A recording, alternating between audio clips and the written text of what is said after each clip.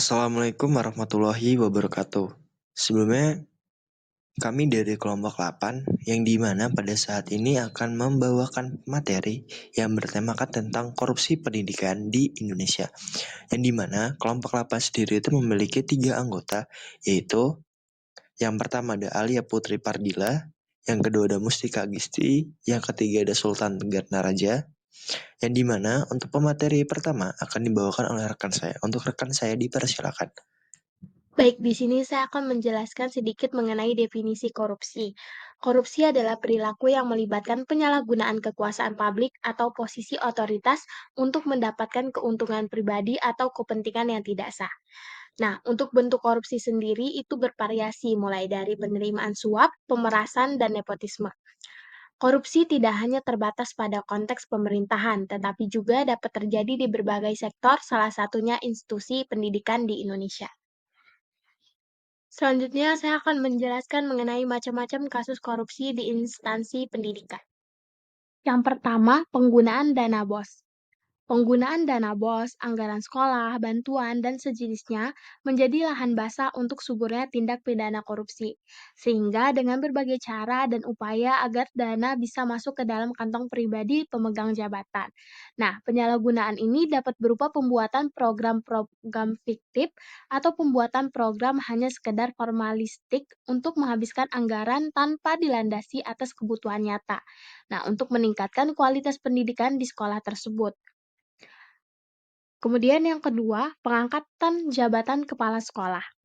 Pengangkatan jabatan kepala sekolah terutama terjadi di sekolah favorit negeri maupun di sekolah swasta atau yayasan. Pengisian jabatan kepala sekolah sudah menjadi rahasia umum dan kebiasaan bahwa untuk menjadi seorang kepala sekolah harus memberikan uang kepada dinas bahkan kepada kepala daerah di daerah tersebut. Nah, tindakan korupsi di dunia pendidikan dengan pengisian jabatan ini pastinya akan berdampak sistemik karena sang calon kepala sekolah yang sudah menyetorkan uang kepada dinas dan kepala sekolah akan mencari uang pengganti modal yang ia setorkan dengan mengambil dari anggaran dana sekolah. Yang ketiga, kasus korupsi penerimaan siswa baru.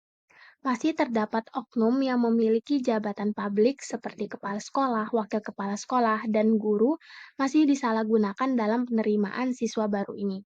Penerimaan siswa baru biasanya terjadi di sekolah negeri favorit maupun di swasta, yang merupakan lahan basah dari tindakan korupsi dalam bidang pendidikan.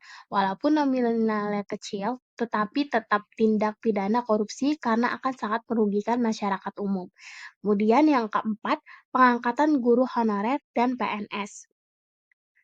Jadi, pejabat korupsi tersebut menerima dari peserta tes CPNS sejumlah uang dengan janji dapat meluluskan peserta tersebut.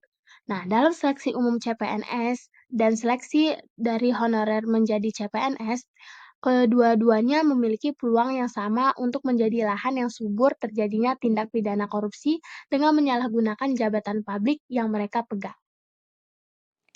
Selanjutnya, saya akan menjelaskan dampak dari tindakan korupsi di bidang pendidikan. Adapun dampak korupsi di bidang pendidikan sebagai berikut. Yang pertama, penurunan kualitas. Korupsi melemahkan kualitas pendidikan melalui seleksi jabatan yang tidak berdasarkan kompetensi, serta program fiktif yang tidak meningkatkan mutu pendidikan. Kemudian yang kedua ada kerugian finansial. Korupsi merugikan negara melalui penggelapan anggaran dan pemungutan liar yang berdampak pada penyediaan sarana pendidikan. Yang ketiga, ketidakadilan sosial. Korupsi menghalangi akses yang adil terhadap pendidikan berkualitas, merusak keadilan sosial bagi seluruh warga. Dan yang keempat, penurunan partisipasi. Korupsi menghambat partisipasi masyarakat dalam pendidikan akibat minimnya sarana yang memadai. Dan yang terakhir adalah hilangnya akhlak. Korupsi merusak moral siswa, menciptakan generasi yang meniru perilaku korupsi dari pejabat dan guru. Kemudian, solusi untuk tindakan korupsi di dunia pendidikan. Solusi untuk tindakan korupsi di dunia pendidikan sebagai berikut. Yang pertama, peningkatan kualitas SDM pengelola pendidikan. Sistem rekrutmen harus diperbaiki agar jujur, adil, dan transparan untuk mencegah calon dengan kualitas rendah masuk melalui korupsi.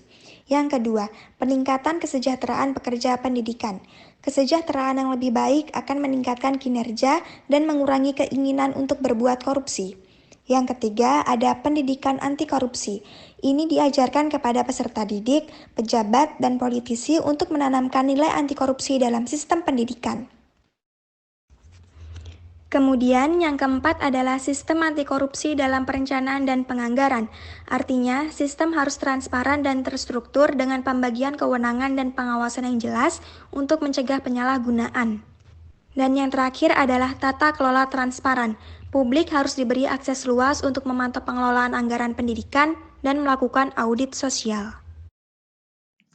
Oke, dari penjelasan yang sudah disampaikan oleh teman-teman saya, ada yang namanya kesimpulan yang dapat kita ambil, yaitu korupsi adalah tindakan melawan hukum yang dilakukan oleh orang berwenang untuk memperkaya diri atau orang lain yang merugikan negara dalam bidang pendidikan. Korupsi sering terjadi pada pengangkatan jabatan, pengadaan sarana prasarana, penggunaan dana bos, penerimaan siswa baru, dan pengangkatan guru honor. Dampaknya mencakup penurunan kualitas pendidikan, kerugian finansial, ketidakadilan sosial, penurunan partisipasi, dan hilangnya akhlak. Nah, dari kesimpulan tadi, itu tuh ada saran yang dari kami, itu berikan buat gimana sih cara mencegah korupsi itu. Nah, untuk sarannya yaitu bahwa solusi untuk mengatasi korupsi ini adalah dengan meningkatkan kualitas SDM, sumber daya manusia, kesejahteraan pekerja, penerapan pendidikan anti korupsi, serta pengawasan yang ketat dalam perencanaan dan pengelolaan anggaran. Nah, kenapa ada yang namanya meningkatkan kualitas SDM? Dikarenakan ya itu tadi, dari SDM kita itu banyak, tetapi dikit banget nih yang namanya kayak udah naik gitu. Manusia itu kayak stuck di situ-situ aja, entah dari segi pengajaran ataupun apapun itu. Nah, kalau misalnya untuk kesejahteraan pekerja, kita kan banyak tahu tuh bahwasanya pekerja di Indonesia, di negara kita itu sendiri itu banyak yang kayak tidak sejahtera atau kayak gaji-gajinya situ-situ aja, atau kayak dengan kualitas yang mereka berikan, dengan apa yang mereka perjuangkan tuh dapatnya dikit gitu. Jadi itu lebih ke signifikan lagi agar tidak terjadi korupsi. Nah, setelah pengawasan yang ketat dalam perencanaan dan pengelolaan anggaran, itu tuh bisa kita dilakukan pengecekan anggaran, kayak misal setiap harinya berapa, tiap harinya. Misal hari apa ya bilang, ketika hari ini nih, kita cek untuk pengelolaan tuh anggarannya itu kemana aja gitu. Ada laporan, harus laporan masuk ke admin kayak anggarannya sekian-sekian gitu untuk setiap harinya.